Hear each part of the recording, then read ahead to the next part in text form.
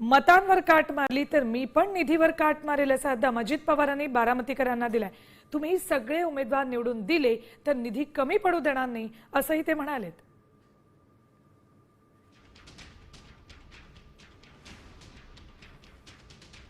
तुम्ही सगळेच्या सगळे लोक निवडून दिली तर मी निधी कमी पडू देणार नाही। तुम्ही मला 18च्या 18 उमेदवार निवडून दिले ना, मी तुम्हाला सांगितलेलं सगळं द्यायला तयार आहे, पण तुम्ही त्याच्या काट मारली का मी पण काट मारणार।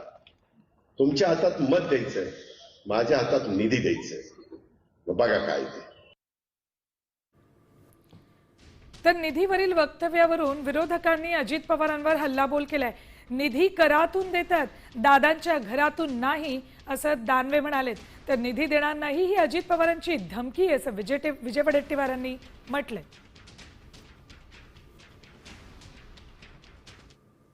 ही सौदेबाजी आहे किंवा धमकी याला म्हणता येईल।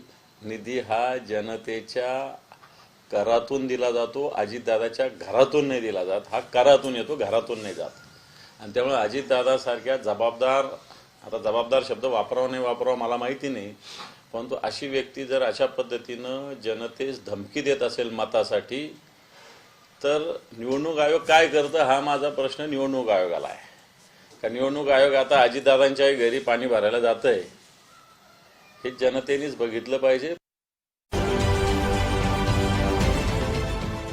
देश विदेशातील प्रत्येक घडामोडींचे लाईव्ह अपडेट मिळवण्यासाठी आता साम टीव्हीच्या सर्व सोशल मीडिया प्लॅटफॉर्मला लाईक, फॉलो आणि सबस्क्राईब करा।